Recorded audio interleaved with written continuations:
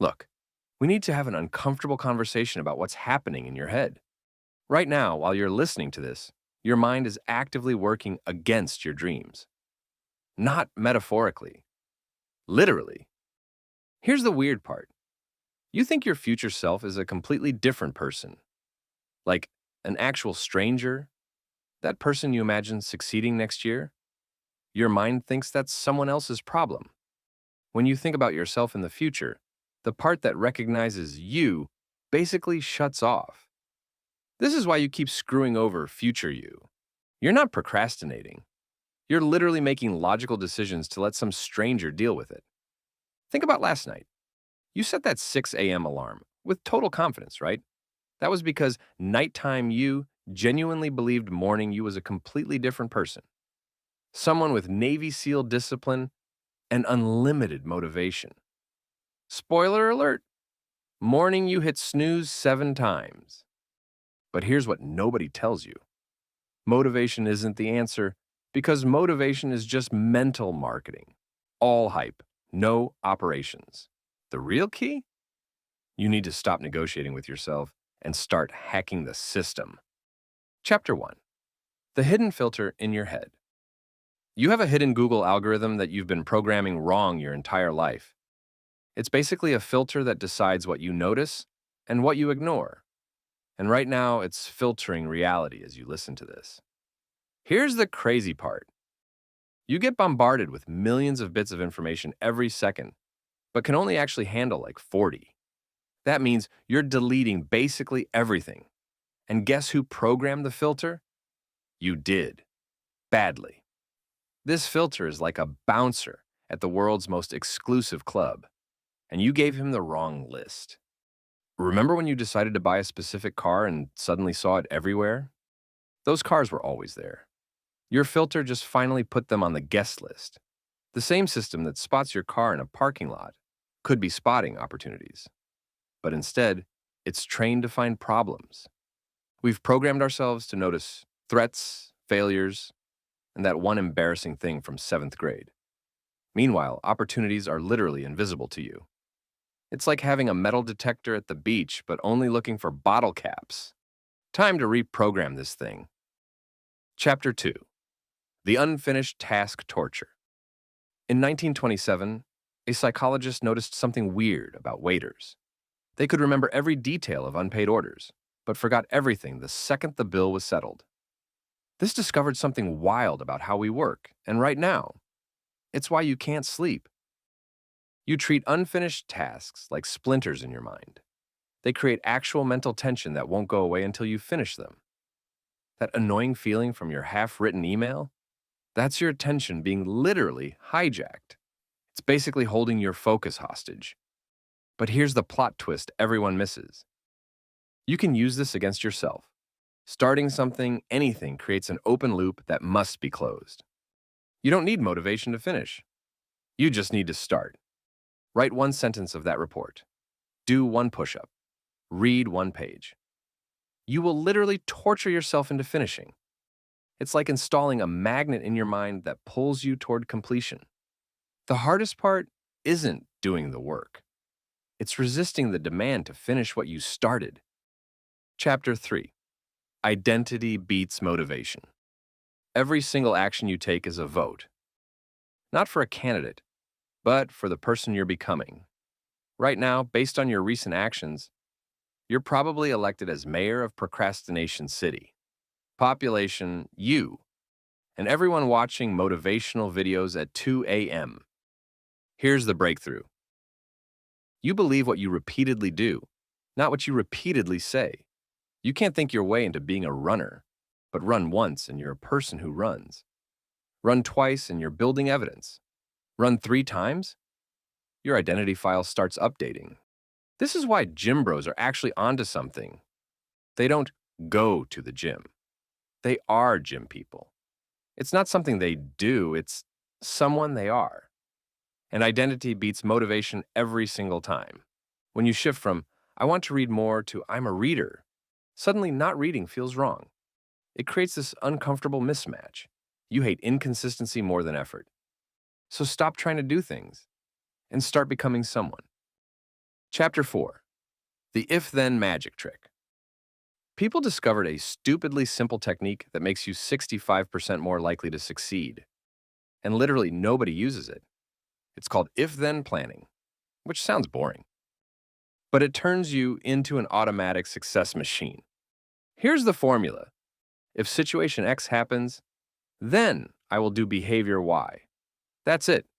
That's the whole thing. But watch what happens. You just delegated decision-making to your environment. If I sit on the couch, then I do 10 push-ups first. If I open social media, then I read one page first. If my alarm goes off, then my feet hit the floor in 5 seconds. No thinking, no negotiating, no motivation needed. You become an if-then robot. And robots don't need pep talks. You're basically programming autopilot mode for success. While everyone else is manually flying through turbulence, you're sipping coffee in first class. Stop making decisions and start making protocols. Chapter 5. Your room is making your decisions. Your environment is making 43% of your decisions while you take full credit. That's not some theory, that's what actually happens. Your space isn't just where you live, it's like having an external mind. And right now, that external mind is thinking garbage thoughts. Look around your room right now. What's the easiest thing to do? Probably scroll your phone or watch Netflix. What's the hardest thing? Probably that workout or that project. You've designed your environment for failure and you're surprised you're failing. Here's what successful people understand. They make good choices, the lazy option. Put your running shoes next to your bed. Delete social apps, don't just hide them. Put your book on your pillow. Make your guitar block your TV. You're not building discipline. You're eliminating the need for it. Your environment becomes your willpower. Every obstacle to bad behavior is a vote for success. Every friction point to failure is a gift to future you. Design your space like your dreams depend on it. Because they do. Join our YouTube membership and get exclusive perks like early access to scripts, input on future topics about productivity, and connect with a like-minded community that gets it. Click join below and let's build your easier, more intentional life together. Chapter 6. Betting against yourself. Want to know the most effective behavior change technique that everyone ignores because it sounds insane? Put money on the line against yourself. Not for yourself. Against yourself. People who put money at risk succeed 83% of the time. Without stakes, 43%. But here's where it gets dark and beautiful. The most effective commitment is risking money to causes you hate. Nothing motivates like potentially funding your enemies. Imagine your money going to that political party you despise, that organization you fundamentally oppose. Suddenly, that morning run doesn't seem so hard. Your hatred becomes your fuel. This is called a commitment contract, and you take it deadly seriously. Losing money hurts way more than gaining money feels good. You're not running towards success. You're running from funding your nightmare. It's basically warfare against your worst impulses. And it works because self-hatred is surprisingly productive. Chapter 7. Being too lazy to fail. The most successful people are actually the laziest. They're just lazy in the right direction. While you're burning willpower on daily decisions, they automated everything important. They're too lazy to fail. Being strategically lazy means making past you do all the hard work when past you is feeling smart. Sunday planning you makes rules. Daily you just follows them. No thinking, no choosing, no depleting. You become a success robot. Here's the laziness ladder. Level 1, you do things. Level 2, you build habits. Level 3, you design systems. Level 4, your systems run automatically. You're not working harder. You're working never. Meal prep on Sunday means no food decisions all week. Automatic transfers mean saving without thinking. Scheduled workouts mean no negotiation. Your discipline isn't strong. It's systematic. You're not motivated. You're automated. Chapter 8. The Scary Math of Small Actions. Let me hit you with math that will reorganize your entire worldview. 1% better every day for a year doesn't make you 365% better. It makes you 37 times better. Not 37%, 37 times. But here's the part that should terrify you. 1% worse daily? You're down to basically nothing. Math doesn't care about your feelings. It just keeps multiplying in whatever direction you're heading. Reading 10 pages daily means 3,650 pages a year.